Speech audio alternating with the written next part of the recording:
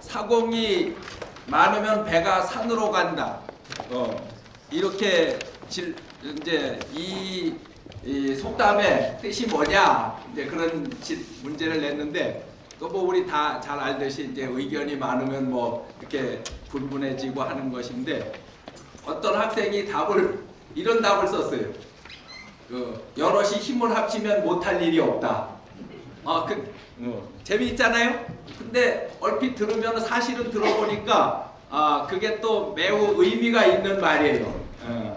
그래, 우리가 지금 매우 안보적으로나 또 이렇게 국제적으로나 우리 동북아 한반도를 둘러싼 동북아의 안보 환경이 매우 정말 뭐 미국, 중국, 러시아, 일본 여러분들 뉴스 매일 보실 때마다 아주 정말 급변하고 있습니다. 그래서 우리가 정신을 똑바로 차리지 않으면은 이 세파를 헤쳐나가기 쉽지 않다. 이럴수록 우리 국민들이 여기에서 얘기하는 대로 뜻을 모으고 단결하고 그러면서 또 지혜를 모아야 된다. 그런 생각을 합니다. 그런 차원에서 우리가 오늘 우리 정말 이러한 지구 차원에서는 쉽지 않은 그러한 이런 토론회를 우리 육군협회 계룡시 지부 곽의영 지부장과 또 우리 계룡시 또 여기에 계시는 여러분들이 뜻을 모아서 이러한 지혜를 모으는 자리를 마련한 것은 매우 뜻이 깊다고 생각을 합니다. 그래서 오늘 아주 제가 더 어깨가 무겁습니다. 어떤 교회에서 목사님이 설교를 하시는데 젊은이 하나가 좀 졸았어요. 그래서 마침 옆에 할머니가 앉으셨는데 그 목사님이 할머니 그 옆에 조는 애 좀 깨워주세요. 그랬더니 할머니가 그러셨대요. 아니 재우긴 지가 재우고 왜 나보고 깨우래? 그랬다 그러는데 여러분들 진행이 잘 되고 안 되고는 이거 제 책임입니다. 제가 아주 그래서 어깨가 무거워요. 네, 그래 오늘 여기 아주 쟁쟁한 정말 그 중앙무대에서 서울에서 주로 텔레비전에서 보시던 분들이 많이 모시고 왔어요. 그래 오늘 이분들의 또 얘기도 들어보고 저는 또 이분들 얘기뿐만 아니라 여기에 계시는 어르신들의 정말 살아오신 6.25 때 총알을 직접 피해가면서 또 거기에 맞서 싸우면서 이 나라를 지켜내셨던 또 어르신들도 여기 계신데 여러 어르신들의 또 기타 넘는 생각도 이따가 또 들어보는 저는 그런 생각을 갖고자 합니다. 시간이 조금 지체됐기 때문에 조금 더 빨리빨리 진행을 하도록 하겠습니다. 먼저 오늘 발표를 해주실 분들하고 또 토론을 해주실 분들을 소개를 하겠습니다. 오늘 제1주제 우리의 통일방안과 전망이라는 주제는 우리 문성묵 박사께서 해주시겠습니다. 먼저 박수 한번 쳐주시죠.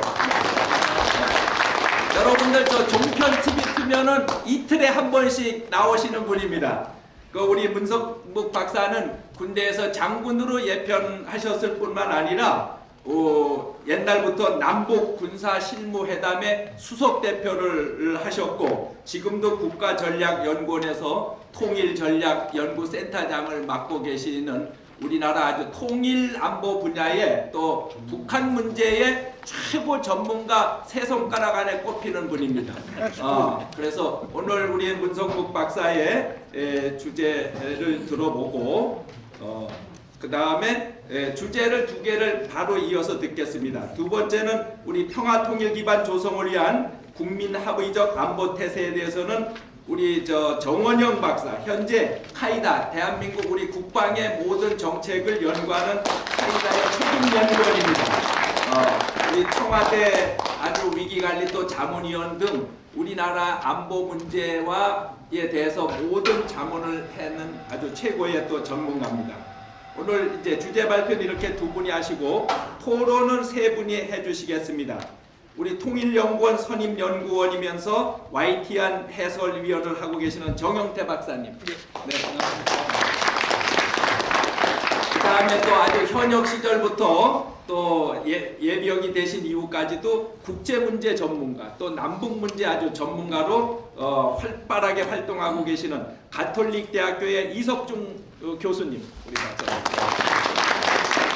또 우리 육군협회 대원이시며 민주평통 자문위원이신 우리 양재홍 우리 위원님, 네, 이렇게 세 분께서 토론을 해주시겠습니다.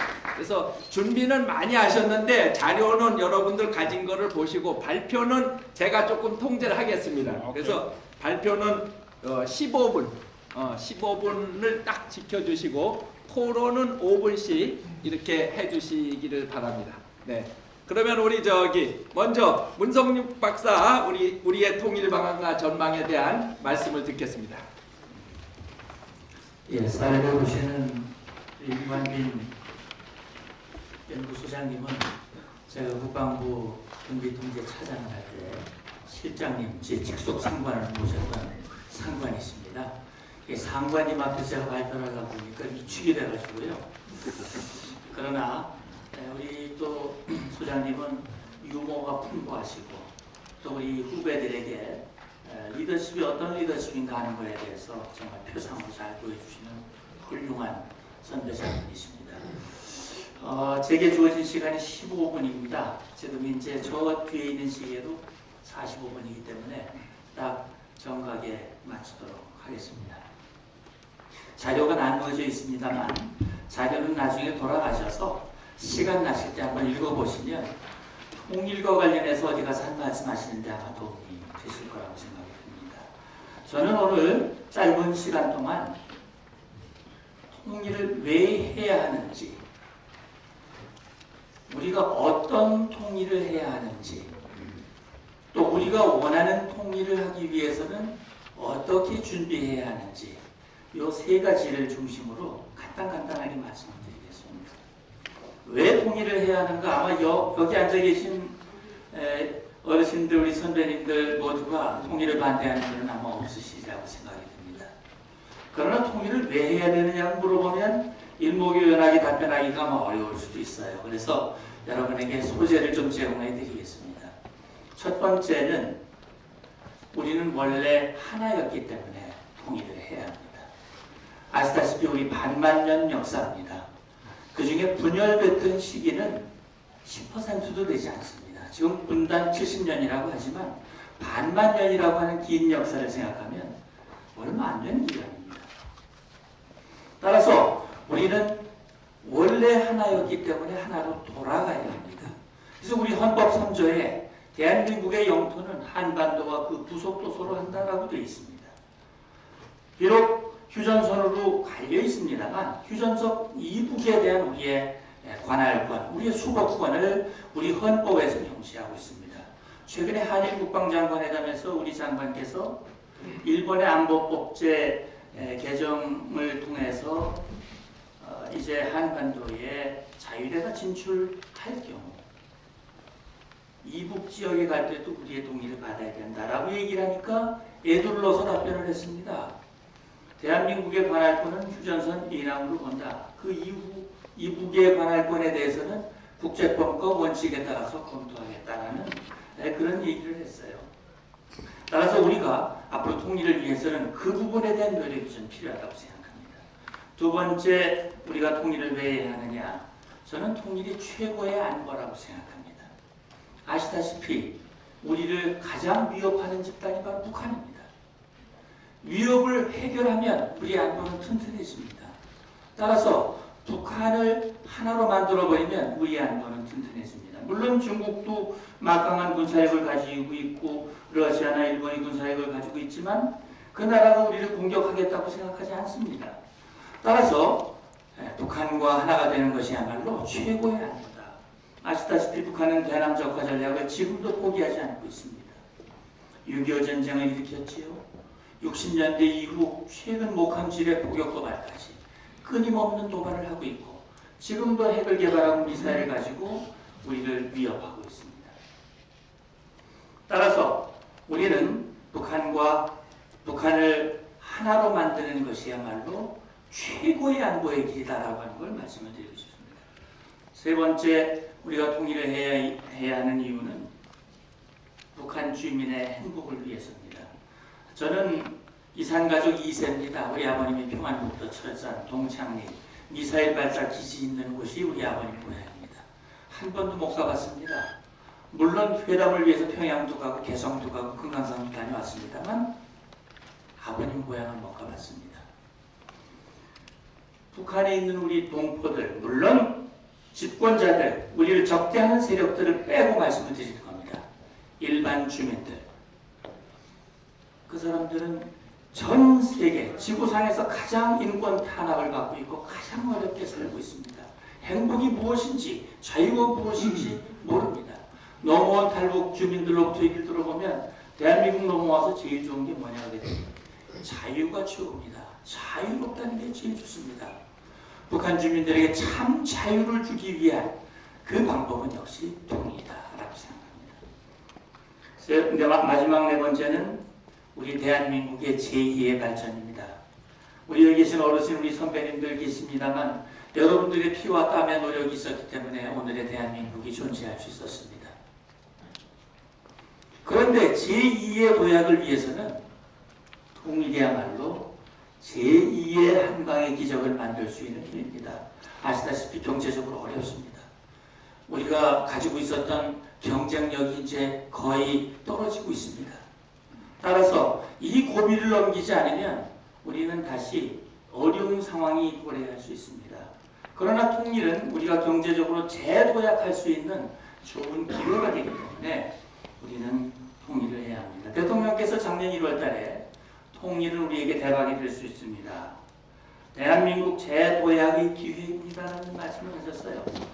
한때 통일이라고 하는 것이 그 통일을 얘기하면 북한을 자극하고 그렇게 해서 오히려 통일을 방해한다라는 그런 논리 때문에 한때 통일을 입에 담을 수 없는 이런 일정한 시기도 있었습니다만 이제는 통일을 준비하고 영원해야 하는 그런 필요성을 제기하셨고 당시에 많은 국민들의 공감을 얻은 바 있습니다.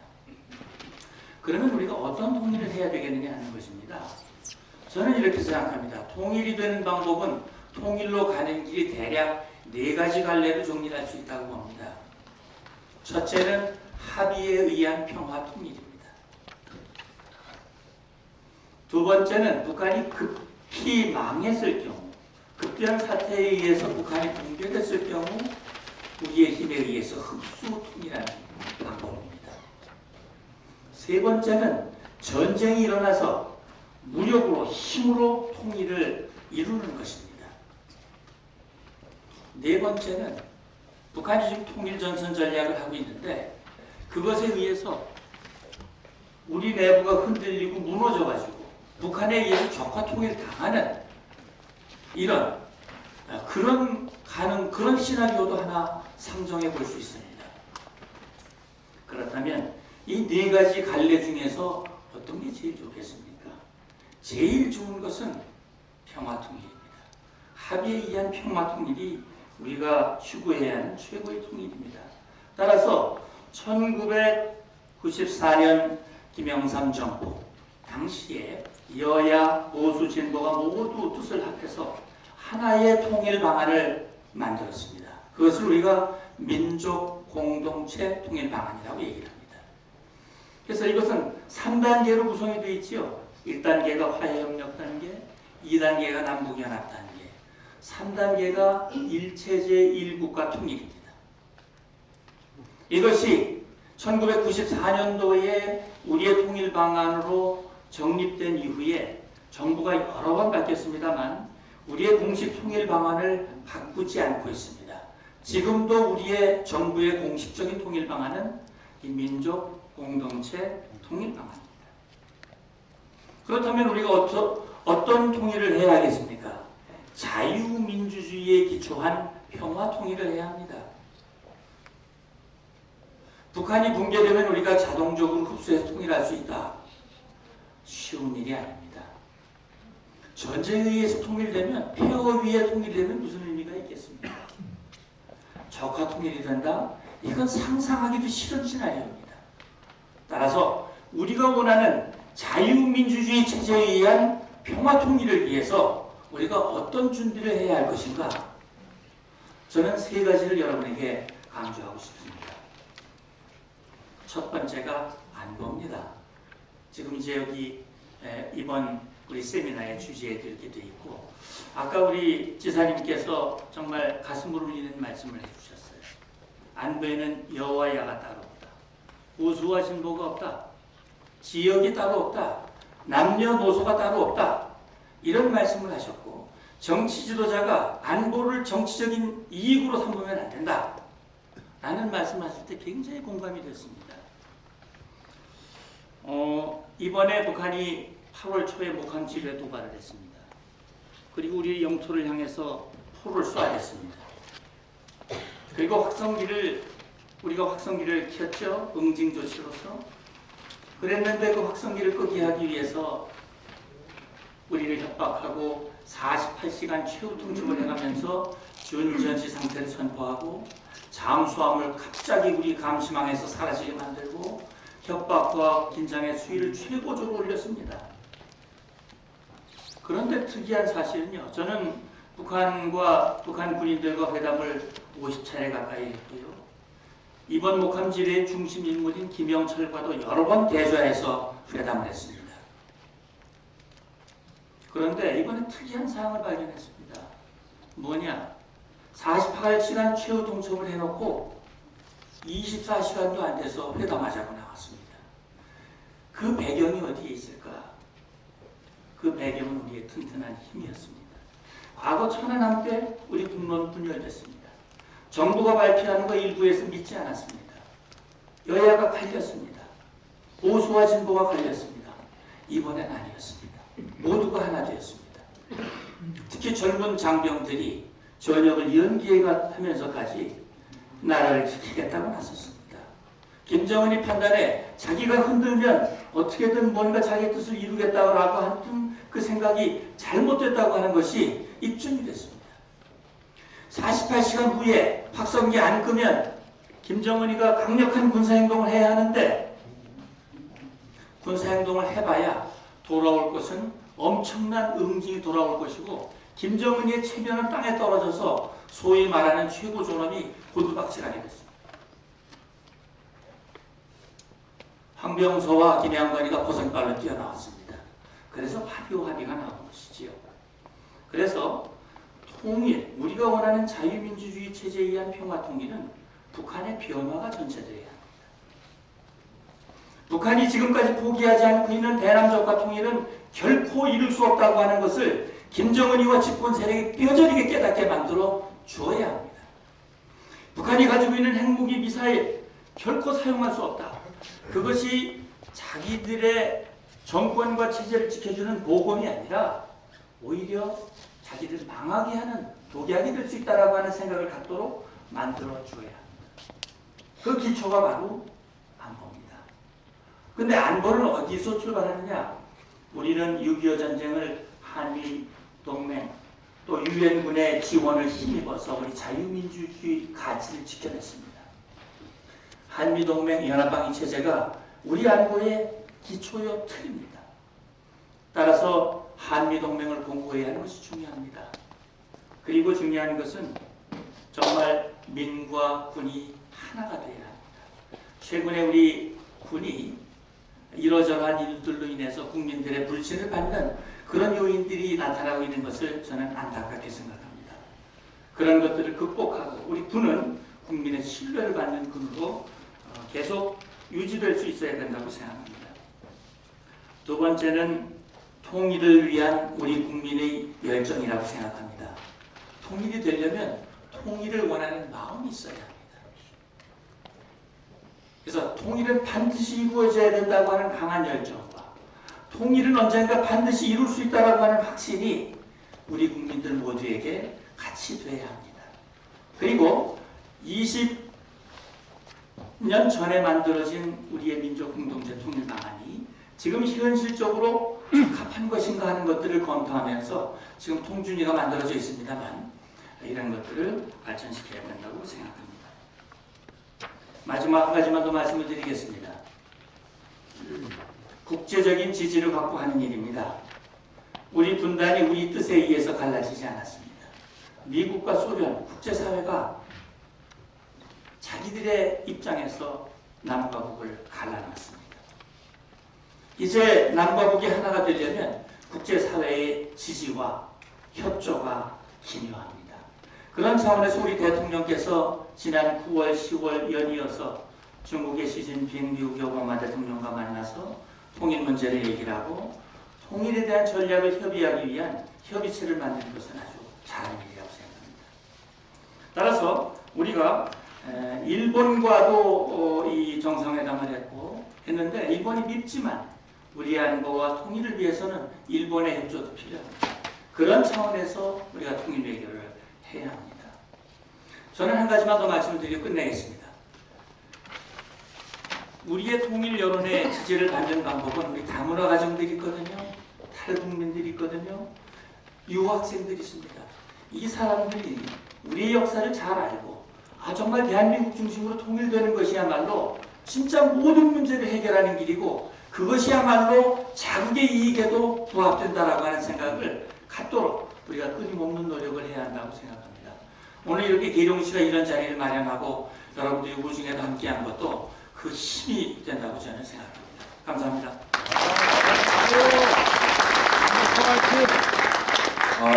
15분 딱 아주 정확하게 얘기하셨는데 왜 방송국마다 우리 문성목 박사를 모셔가려고 하는지 아시겠죠? 이제 알겠습니다. 네, 박수 한 번 더 치세요.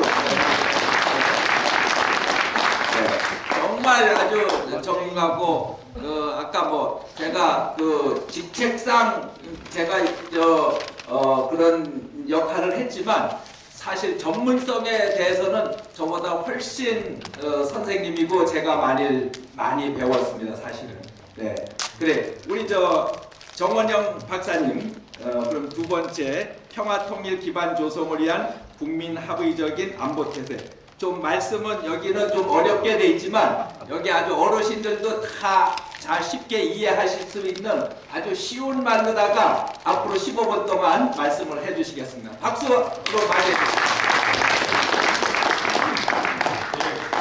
제목이 충남 육군협회 요청을 하라 요청대로 만든다고 하니까 제목은 어렵게 됐습니다. 방금 우리 문 박사님께서 말씀해 주신 통일 문제는 저도 앞부분에서 이제 언급이 됐는데 그 뒤 이어서 과연 그러면은 안보 측면에서 통일을 어떻게 준비할 것인가 거기에 초점을 두고 이제 저는 진행하겠습니다. 근데 제가 가까이 제가 가까이 있습니다. 제 앉은 의자가 지금 앞으로 갈 수 없는 아직까지 유치됐습니다. 마이크. 네. 그래서 저도 나름대로 이제 통일 문제에 관해서 이제 공부를 하다 보니까 이런 문제가 나옵니다. 요새 우리 10대, 20대들은 통일의 필요성에 대해서 해가 갈수록 그 통일의 필요성 지지도가 떨어지고 있습니다. 굳이 만날 필요가 뭐가 있느냐는 것이 지금 10대, 20대인데 제가 이태리를 가가지고 이태리 거기 공무원들하고 이야기하면 깜짝 놀란 게 있어요. 이태리 공무원들이 굳이 왜 한국은 자꾸 통일 문제가 이렇게 뜨겁냐는 거예요. 자기들은 찢어지고 싶다는 겁니다. 로마 중심으로 난거하게 찢어지고 싶대. 왜 그러냐 했더니 대부분 이태리 거의 모든 것은 북쪽 국민들이 먹여 살리는데 저 남쪽 애들은 일도 안 하는데 왜 쟤들까지 우리가 먹여 살려야 되느냐. 이게 모든 지금 국가들이 분열하는 이유가 내가 쟤를 위해서 왜 희생하냐는 것이 이 문제거든요. 이게 우리 10대, 20대들에게도 나타난다 이겁니다. 굳이 왜 그냥 이대로 살면서 쟤네들 어려움을 좀 보태주자 이런 식으로 지금 10대에 때 접근하는 바람에 그럼에도 불구하고 우리가 통일해야 되는 이유는 아까 문 박사님께서 설명해 준 대로 여러 가지 있으니까 그걸 하겠습니다. 다만 어제 전에 주미대사를 지냈던 최영진 교수님 지금 연세대학교 특임 교수라고 계신데 그분하고 저녁 식사를 하면서 마침 또 이 통일 문제를 했어요. 근데 이분은 안보만 가지고 통일을 논의하기는 이제 한계가 있다. 그래서 세계는 경제 시대, 무역 시대니까 이 문제를 같이 어쩌면은 이쪽으로 패러다임이 더 흘러야지 통일이 더 가깝다 이러면서 이제 이야기해서 그럼에도 불구하고 안보는 필요합니다. 그것이 이제 제 이야기였는데 저는 그럼에도 불구하고 안보에 가서 이야기했습니다. 왜? 아까 비슷한 얘기 나왔습니다만은 어느 집이 있어요. 돈 있는지 압니다. 그런데 인근 도둑들이 그 집을 한번 들어가 보려니까는 무서운 개가 있다 그러죠. 엄청난 경보 시스템도 있다 그러죠. 못 들어갑니다. 우리 안보태세는 바로 북한이 여러 가지 통일 중에서도 적화 통일을 못하게 하는 그 가장 첨예 드는 수단이라는 점에서 말씀드립니다. 그러면은 거기에 맞춰서 우리가 좀 준비해야 될 것이 뭐냐? 우리가 지금 전쟁을 대비해서 만든 계획이 있습니다. 충무계획이라고. 군에서 장기간 계신 분, 우리가 육군협회 분들은 다 아시겠지만은 민간 분들은 모르는 분 많거든요. 을지연습이라고 하지 않습니까? 을지연습의 기본이 된 것이 이제 충무계획인데 저는 이 충무계획에 보다 더 북한 애들이 꼼짝 못하게 할 요소들을 집어넣자 하는 이야기입니다. 지금같이 전면전 대비만 하는 계획이 아니라 집어넣자. 어떤 내용을 집어넣을 것이냐 하면은 지금 북한이 시도를 하는 것은 꼭 전쟁만이 아니지 않습니까? 테러도 있고 사이버전도 있고 여러 가지 있는데 그 요소들을 모두 이 전쟁을 대비하는 우리 민원은 전쟁 대비가 아닙니다. 국가 비상 대비를 하는 이 계획에 넣는 것이 낫지 않겠느냐. 그래서 여러분들 유인물에 그런 식으로 이야기를 전개를 했고요. 또 하나는 북한의 4세대 전쟁. 군에 오래 계셨던 분들은 이 4세대 전쟁 개념이 이제 또 새로울 수 있는데 4세대 전쟁이라는 것은 뭐냐면은 국력이 약한 애들이 국력이 강한 상대를 가지고 계속 가자 막 지치게끔 하는 이 전쟁 수행이 4세대 전쟁입니다. 이 4세대 전쟁이 여러 가지 형태로 나타나는데 이 유형까지 모두 우리 충무계획에 포함시키는 것을 진행을 하자 하는 것이 제가 준비한 내용의 앞부분 여러 가지입니다. 그 중에 특히 12페이지를 보면은 남북 간의 비대칭 전력이라는데 10가지를 지금 제가 정리를 해봤어요. 그 보면은 군정 최고의 결합. 쟤네들은 군이 정이 모두 당 밑에 있으니까 일사불란하게 움직이지 않습니까? 그건 우리하고는 좀 더 다르거든요. 제 유인물 페이지로 12페이지인데 여러분들 갖고 계신 걸로는 40쪽입니다. 40쪽. 예, 40쪽에 보면은 10대 비대칭 전력 이런 말이 나옵니다. 네. 그다음에 핵무기, 대량 살상 무기 뭐 등등해서 뭐 땅굴까지 해서 모든 그 페이지에 나오는 10대 비대칭 전력 여기는 우리가 아직 지금 내일까지는 우리가 비상대비 계획을 못 세우고 있거든요. 그래서 이런 것들 모든 것을 포함시켜서 비상대비 계획에 넣자 하는 것이 이제 제 앞부분 이야기입니다. 그리고 이제 통일을 하면서 또 안보 측면에서 이야기할 수 있는 것이 우리가 항상 많이 배우는 것이 독일 아닙니까? 독일 통일은 어떻게 됐느냐 배우는데 많은 사람들이 독일 통일이 그냥 공짜로 얻어준다 뭐 생각도 합니다. 절대 공짜가 아니었죠. 그래서 이 안보 측면에 있어서 이 독일 통일의 교훈을 어떻게 받아들일 것인가를 보면은 일단 국방 부문에 있어서도 많은 준비가 필요합니다. 독일의 경우는 통일이 임박해서 이 모든 걸 계획하다 보니까는 서두른 데 많아요. 근데 우리 미리미리 준비하는 것이 꽤 많은 것이 뭐냐면은 먼저 통일 후에 병역제도를 어떻게 할 것이냐, 또 통일되고 나면은 우리가 지금 67만 명 아닙니까? 북한이 120만 명 아닙니까? 전 세계적으로 180만 명 군대를 지는 거는 아무도 허용 안 하죠. 독일이 통일 전에 서독이 45만 명이었습니다.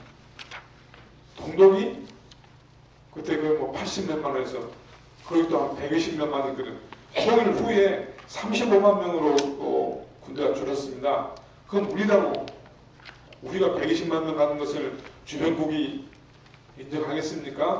그래서 독일이 우리 통일됐을 때 이런 병역 문제, 군사력, 그 다음에 쟤네들이 쓰던 대부분 못 쓰는 게 많거든. 우리 군체제 안 받는 거, 잉여물자 개선 이런 등등을 미리미리 준비해서 우리가 해야 한다는 이야기를 제가 하고 있는 겁니다.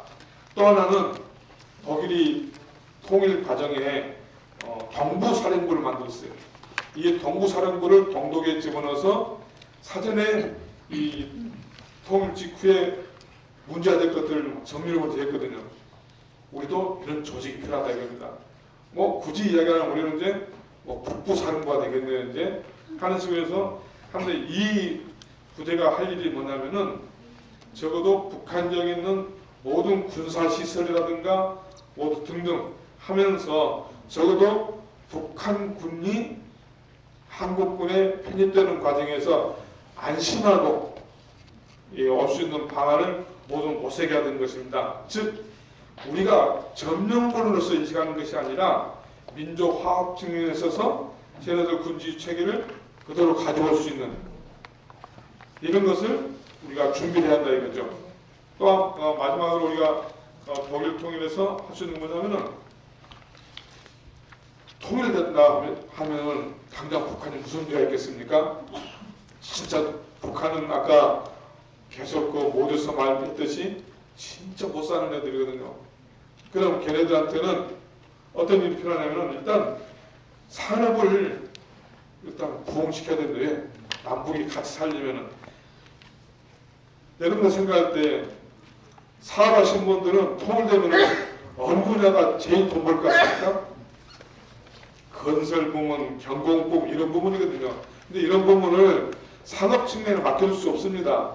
국가 차원에서 준비를 해서 소위 기술 인력을 동원해서 복구 차원에서 올려보내야 될 그런 계획들이 필요하다 이거죠. 그래서 제가 이제 제시한 것이 1차부터 5차까지 기술 인력을 어느 분야가 순차적으로 필요할 것 같다는 것을 이제 오늘 여러분들 갖고 있는 유의물에는 말씀을 드렸는데 산업 배치 기준 북한이 일단 그 황폐된 지역을 개발하는 데 있어서 그 기준으로 기술력을 투입시켜야 된다. 이것은 북한의 산업 경력을 어떻게 재고를 높이면서 남북 간의 융합을 통한 어떤 세계 경쟁력을 확보할 것이냐 이런 문제를 살펴야 한다는 이야기입니다. 독일이 참 잘 사는 나라였거든요. 서독이 좀 잘 사는 근데 또 동독도 공산국가 치고는 잘 사는 나라였어요. 그럼에도 불구하고 통일된 독일이 20년을 헤맸습니다. 근데 우리는 동독보다 훨씬 낮은 북한을 우리가 할 때는 이 경제적 효율성에다가 군사 전략적 요소를 같이 내한다는 겁니다. 아까 문 교수님께서 앞에 또 말씀하셨습니다만은 주변국들에게도 우리 통일이 되면은 너네들 이런 이익이 있다는 것도 또 알려야 돼요. 독일이 이걸 참 잘했거든요. 그래서 제가 제 페이지 유인물에는 18페이지인데 또 몇 페이지 모르겠습니다만은 일단 미국한테서 그래야 된다. 우리 한미동맹은 확고히 가져간다. 등등 이런 이야기. 그 다음에 중국에 대해서도 북한 외교로 북한 핵 문제 때문에 당신들 북한 지지한다 얼마나 힘들었느냐. 적어도 이 문제는 해소되지 않느냐 하는 이 안보적 측면부터 거대 시장 출현. 중국 시장이 말입니다. 전 세계의 3분의 1에 해당되는 15억을 가진 나라거든요. 이 시장 엄청나게 개발인데 이 중국 시장이 우리만 들어가겠습니까? 미국도 들어갑니다. 그래서 이 거대 시장이 창출하는 경제적 측면, 그다음에 사회문화적 측면, 자 미국의 그 시민의식, 이 가치가 중국 땅에 갈 수 있지 않느냐.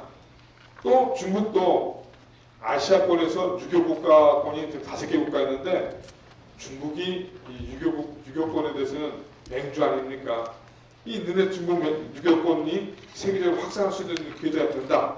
이런 것이 우리 모두 이 국방, 경제, 사회문화 모든 면에서 이 주변국들이 많은 편익을 갖는다는 것을 홍보를 해야 한다는 이야기입니다. 마지막으로 이제 우리 그 비상대비에 들어야 될 내용이 뭐냐면은 이 북한의 급변 사태입니다. 급변 사태라는 것은 북한의 지금 그 질서로서는 더 이상 어쩔 수 없는, 통제할 수 없는 상태가 이 사태인데 여러 가지 유형이 나타날 수 있죠. 갑자기 무너진다든지, 아니면 혼돈이 계속된다든지, 중국이 이거 안 된다 싶어 중국이 약간 잡아준다든지 여러 상태가 나타날 수 있는데, 이 급변 사태가 어떤 여러든 통일로는 이어질 겁니다. 이 통일로 이어지는데 이 케이스만, 이 사례마다 통일로 이어진 것을 우리가 면밀히 준비를 해야 한다는 얘기입니다. 그래서 급변 사태가 갑자기 오지는 않을 테니까 이 단계별로 이 대비를 하면서 우리가 준비를 해야 되겠다. 또 하나 이제 마지막으로 저도 이제 한 말씀 드리면은, 우리가 이거 할 때 지금 우리 비상대비 계획에는 비축이 있거든요. 잘 안 되고 있습니다만은 저도 비축도 열심히 준비하고 있습니다. 그런데 이 북한의 급변 사태를 대비할 때에서는 또 하나의 특별한 비축이 필요합니다. 저는 여기서 이제 생활 패키지품이라 했는데, 우리도 여러분들이 입고 계신 런닝 팬티 불과 몇 년, 한 10년 전만 하더라도 이 비축 품목이었습니다. 지금은 비축 안 합니다. 넘치는 게 지금 우리 이 생필품 아닙니까? 자동차도 동원 지정하던 것이 한 10년 전까지 꼼꼼히 동원 지정했습니다. 지금 안 합니다. 전쟁 때 우리 필요한 자동차에 1300%가 지금 막 시내 굴러다녀요. 그만큼 우리는 적어도 생필품이나 생활할 때 쓰는 구조가 없습니다. 근데 북한 다르지 않습니까? 급변 사태 일어나면은 이 친구들 러닝 팬티부터 건빵 라면까지 다 챙겨줘야 돼요. 이것을 갖다가 우리가 패키지로 묶어내야 한다는 것이 생필품 패키지 비축입니다.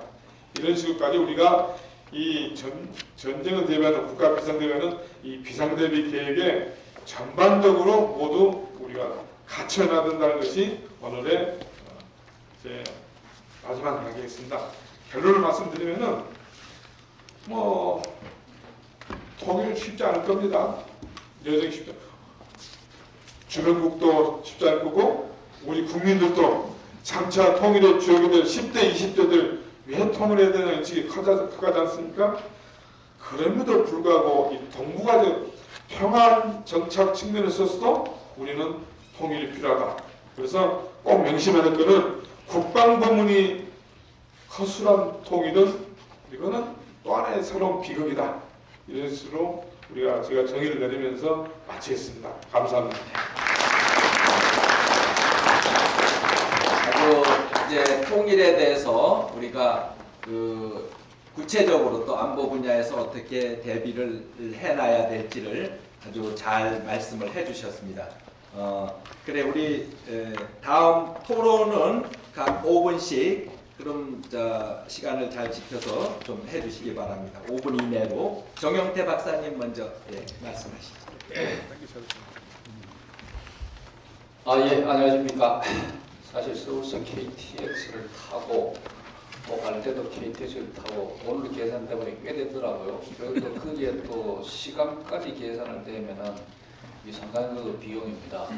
그런데 여기에서 제보고 5분에 얘기하라고 하니까 참 안타깝죠. 그럼에도 불구하고 5분에 맞춰서 저희 토론을 시작하도록 하겠습니다. 먼저 토론 말씀을 드리기 전에 우리 그 지상군 연구소장 임관민 소장님한테 특별히 이런 자리를 마련하시고 또 저를 토론할 수 있도록 기회를 주신 데 대해서 먼저 감사드리고 오늘 많은 관계자분들한테 감사를 드립니다. 근데 제가 말씀드리고자 하는 것은 첫째, 우리가 이 통일 준비라고 하는 그 중요성을 우리가 얘기를 할 필요가 있다는 겁니다.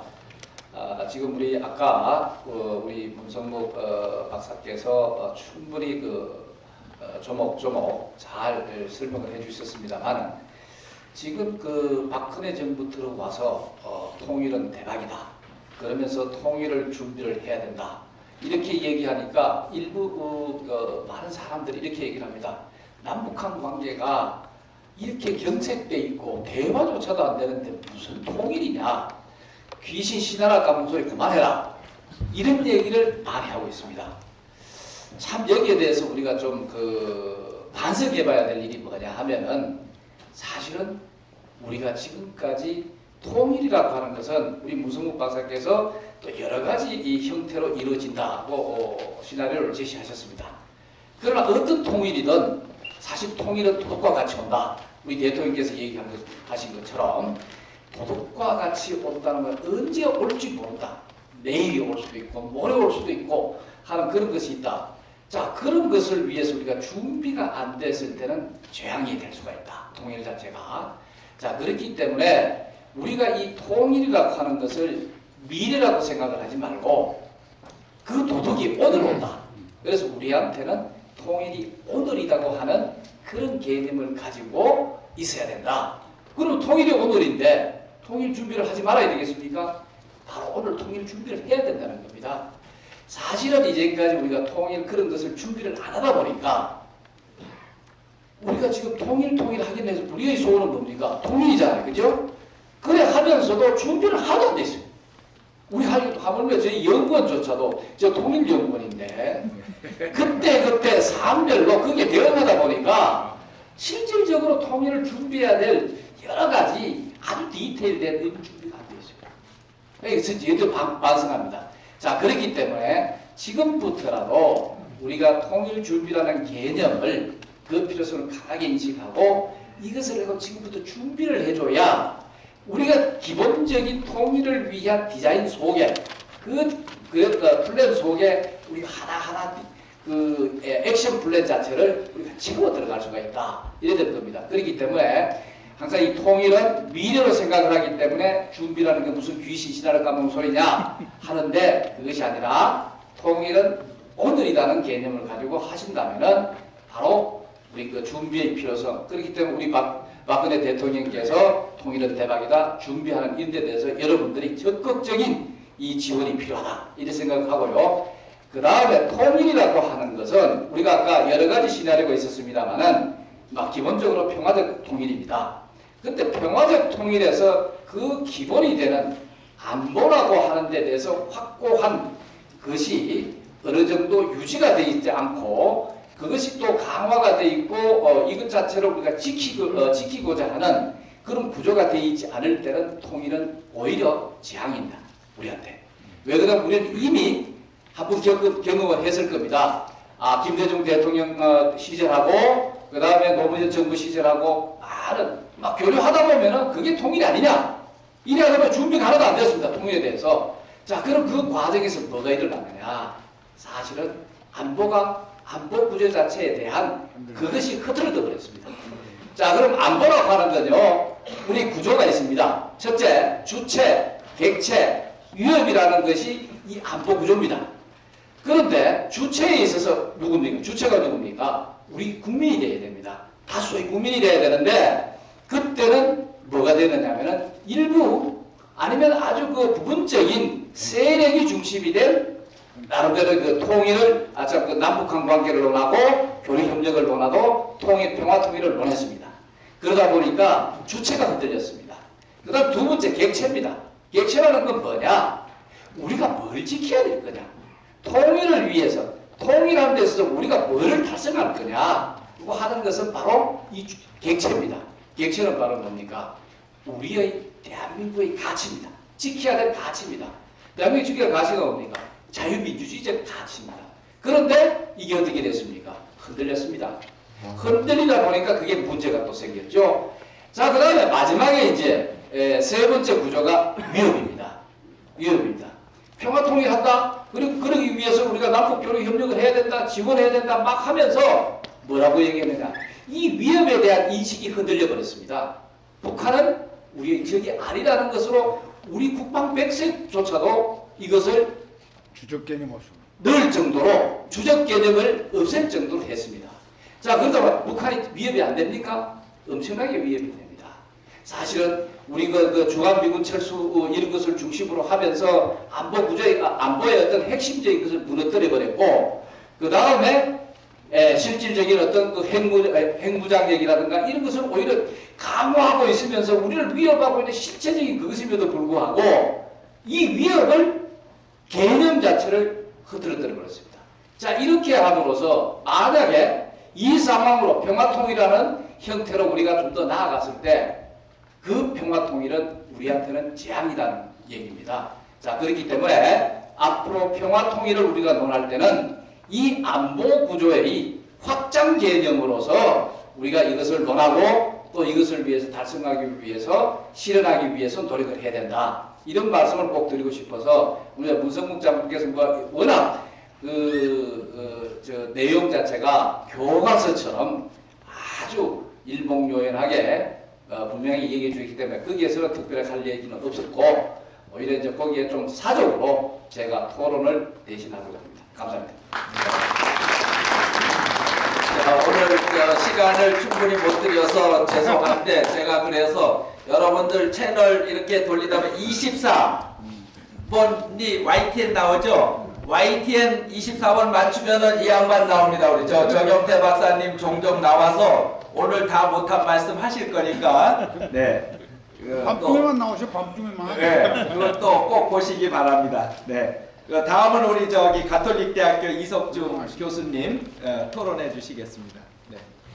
5분 드리겠습니다. 예, 원래 그 토론자로 참석을 하면 발표자 발표 내용을 보고 반대적인 생각을 이야기하고 자기 의견을 제시하는데 너무 좋은 말씀만 다 하셔가지고 제가 여기에다 무슨 토를 달기가 좀 힘듭니다.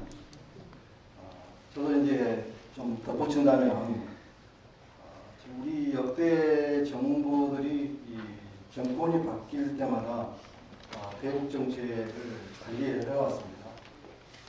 어떤 정부에서는 통일 우선주의 같은 정책을 추구했고 어떤 정부에서는 안보 우선주의 정책을 추구했습니다.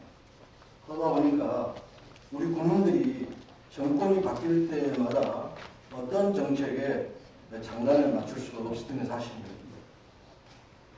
지금 우리가 통일이 대박이다고 지금 말씀을 많이 하시고 또 유인물에도 나타났습니다만 지금 우리 그 안보 우선주의와 통일 우선주의가 충돌하다 보니까 박근혜 대통령이 뭐 이렇게 통일이 대박이다고 말씀하셨지만 그리고 통일의 준비가 필요하고 통일이 필요하다고 하셨지만 우리 국민들의 생각들은 과거 2007년도에 63%였는데 지금 50%는 안 되거든요. 통일의 필요성이 있어서. 그러다 보니까 이 정권이 바뀔 때마다 또 이게 정책이 오락가락하면 우리 국민들도 다 이렇게 오락가락 할 수밖에 없는 상황이 되지 않겠나 생각해요. 우리가 특별히 이제 우리나라는 냉전 구조 때문에 뭐 전쟁도 경험을 했고 또 남북한이 또 솔직히 말씀드려서 정권의 어떤 공고한 측면에서 그래가지고 냉전 문화를 확대 재생산이 됐고 그러다 보니까 사회적 분열도 또 일어나고 합의된 어떤 소위나 합의된 어떤 변수를 끌어내는 게 굉장히 힘든 상황입니다. 우리 정원영 박사님께서 약간 이제 그 유임을 보니까 힘을 바탕으로 하는 통일 그리고 안보 우선 병행 정책을 해야 된다는 말씀을 하셨어요. 그러면 이게 현재 어떤 국민들의 어떤 이 문제에 대해서 대단히 헷갈릴 수가 있거든요. 그래서 실질적으로 이게 정권이 바뀔 때마다 또 통일 우선이냐 또는 안보 우선이냐 이렇게 또 될 수가 있는데 어떤 정책이 또 현 시점에서 바람직한 정책인지 좀 묻고 싶습니다. 두 번째는 독일 통일 문제를 많이 말씀하셨어요. 그다음에 이제 통일 과정에서 남북 간 군사 통합을 해야 된다 하는 문제를 이제 제시를 하셨는데 우리가 지금 통일 과정에서 좀 우리가 간과해서는 안 될 것이 뭐냐면은 독일 통일 과정하고 우리 통일 판형이 다릅니다. 우리가 이제 통일을 한다면 아마도 이제 그 북한의 급변 사태에 의해서 우리가 북한을 흡수하는 북한이 붕괴됐을 때 흡수하는 통일관이 되겠는데 아시다시피 북한은 그 동서독간에는 1972년도부터 교류가 활발히 일어났어요. 그래가지고 제가 보니까 1987년에요. 1000만 명이 동서독 간에 사람들이 왔다 갔다 했어요. 1000만 명. 그리고 1981년도 이주 협정을 맺어가지고 83년도부터 89년도까지 외에는 3만 명의 동독 사람들이 서독으로 이사 와서 살았습니다. 그러니까 동서독 간에는 통일되기 전에는 아무런 나토와 바르샤 동맹 고조 속에서 냉전도 있었지만 동서독 간에는 서로 자유롭게 왕래를 할 수 있었습니다. 심지어는 그 특파원들이 가서 동독에 가서 거주하면서 기자들이 그 수석한테 질문도 하고 그런 것들이 또 다 방영되고 그랬던 현실이거든요. 그리고 이제 그 독일 통일될 때 서독군이 35만 명이었고 동독군이 17만 명이었거든요. 그러니까 이런 평화적인 하나의 흡수통이라는데 그대로 이렇게 하는 과정에서 무리 없이 그대로 통일이 됐던 겁니다. 그런데 우리는 지금 현재 실질적으로 우리 한국은 110만, 우리 한국 67만 명이죠. 그리고 북한군은 110만 명입니다. 특히나 이번에 이제 예상분들이 대량 살상무기, 핵무기 이렇게 가지고 있는데 그 통합 과정하면서 이렇게 순조로울 것이라고 생각되지 않습니다. 지금 제가 노래를 보니까 북한군의 장군들이 1,400명 있어요. 1,200명 정도가 전부 다 김일성 딸지상과 함께 했던 그 후예들입니다. 그 후예들이 그러니까 북한 정권의 명신자들이에요. 그렇기 때문에 북한이 붕괴돼서 통일되는 과정상에서 엄청난 변화가 우리 어려운 시련이 있을 거라고 생각합니다. 그래서 우리가 준비된 통일을 다 해야 될 것 같습니다. 제가 이제 마지막으로 말씀드리는 것은 제가 가톨릭 대학교 교수로 이제 강의를 하는데 탈북자들이 많이 있어요. 한 30명 있습니다. 이 학생들한테 이제 발표를 시키고 북한 학생들을 공개를 합니다. 이 사람이 어디서 넘어왔다 이야기를 하면은 우리 남한 학생들은요 다 고개를 쭉 돌아봅니다. 그리고 수업이 끝난 다음에 교수님 북한 사람 무서웠어요. 그래서 제가 이걸 우리가 통일이 되려면 이렇게 우리가 북한 사람들을 미워하고 이렇게 증오하고 적개심 가지고 하는 것부터 사전에 해소시키는 게 대단히 중요하다. 그리고 어떤 학생들은 또 처음으로 넘어왔는데 또 남자들이 또 우습게 보고 또 이렇게 임신시켜 도망가고 그래서 또 학교는 다니고 그래서 제가 장학금 받도록 조치를 하고 있습니다만은 아무튼 너희들이 제가 생각할 때는 게 우리 냉정보다 북한을 무섭다 그리고 밉다 싫다 그런 걸 떠나서 미래 통일을 주는 입장에서 우리 하나라는 생각을 가지고 임했으면 좋을 것 같습니다. 이상입니다. 네, 수고하셨어요. 그래 우리 저 마지막 토론자 우리 양재용 의원님 5분 드리겠습니다. 통일 과정에서 1단계인 화해 협력 단계에서 가장 중요한 것은 이제 협상입니다. 그러나 이 지구상에서 가장 협상하기 힘든 나라가 북한입니다. 여기는 오직 그 지도자 한 사람의 입만 쳐다봐야 됩니다.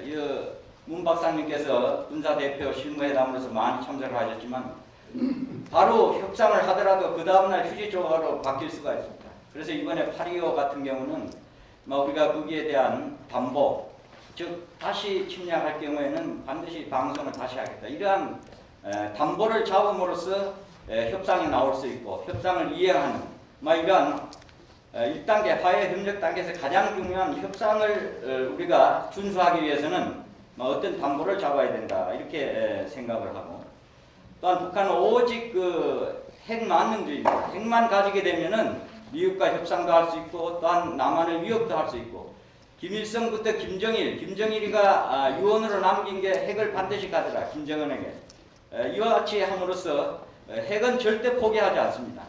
따라서 이러한 1인 수령 체제 이것이 존재하는 한은 3단계 통일 과정은 참 대단히 어려움이 있지 않나 이렇게 생각합니다. 따라서 우리는 남북이 안보와 통일이라는 두 선수가 링에 올라가서 복식 경기를 하고 있는 이러한 양상입니다. 먼저 안보가 밑바탕이 되지 않고는 통일을 논의할 수가 없습니다. 따라서 튼튼한 안보는 먼저 우리가 국방에 대한 전력 전강이 필수적이고, 두 번째는 한미동맹입니다. 한미동맹의 축은 전작권을 연합사령관이 가지고 있는 겁니다. 예, 전작권을 연합사령관이 가지고 있으면 어떤 상황이 있느냐? 미국의 전력이 병력 57만 명, 그 다음에 함정이 218척, 전투기 227척이 222대가 C+3일, 즉 정원 개실 3일부터 82일까지 공군, 해병, 해군, 육군 순으로 전개가 됩니다.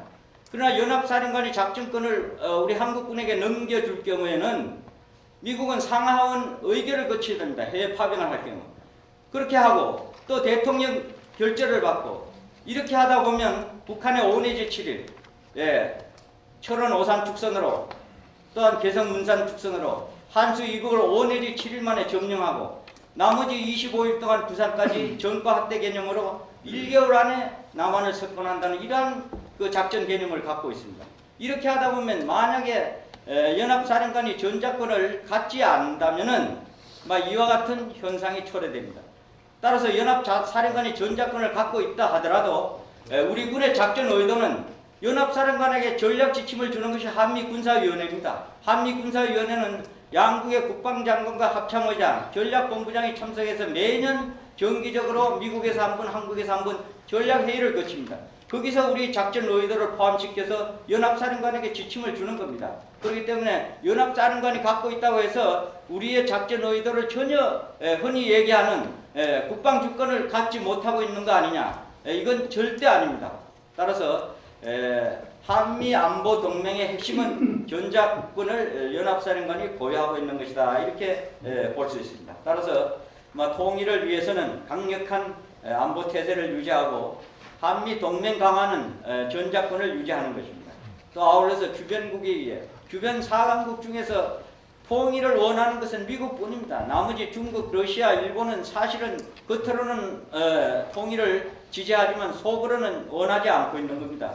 따라서 외교적으로 주변국을 이해시키는 이러한 노력이 필요합니다. 타너스님이 통일 예언을 한 것이 지난 조선일보에 났습니다. 타너스님은 1913년부터 1983년까지 70세를 살았습니다. 이분이 1975년도 9월 7일 날 중국 제천군 한수면 송계리 월악산이라고 있습니다. 그 월악산에 가면은 덕주사가 있습니다. 이 덕주사는 경순왕의 따님인 덕주옹주가 마이태자는 금강산으로 가고 덕주옹주가 거기 남아서 절을 지은 곳이 바로 덕주사입니다. 여기에 1975년 9월 7일 와서 뭐라고 얘기했느냐? 그 주지선님에게 월악산 영봉에 달이 떠서 호수에 비치고 나서 호수에 비친 후 30년 만에 여자 대통령이 나옵니다. 여자 대통령이 나오고 3, 4년 후에 통일될 가능성이 있다, 이렇게 예언을 했습니다. 그래서 당시 주지선님은 뭐라고 얘기했느냐? 아니 월악산 이 첩첩산 중에 호수에 어떻게 달이 영봉에 비치느냐, 말도 안 되는, 그리고 대한민국에서 어떻게 여자 대통령이 나오냐, 이렇게 하니까 타너스님이 여러 가지 지세라든가 이런 걸 봤을 때 내가 그렇게 느낌을 갖고 있다. 그런데 1979년부터 1983년까지 충주댐 공사를 했습니다. 그래서 월악산 주위가 전부 호수가 되어버렸습니다. 그래서 월악산 영봉에 달이 떠서 호수에 비쳤습니다. 그것이 1983년 5월입니다. 2013년 2월 25일에 박근혜 대통령님이 당선이 됐습니다. 딱 30년 만에 됐습니다. 월악산 영봉에 호수에 달이 비쳤습니다. 예언 3가지 중에 2가지가 맞았습니다. 여자 대통령이 태어나서 3 내지 4년 후에 통일될 가능성이 있습니다. 내년 후년입니다. 이러한 예언이 맞기를 기대합니다.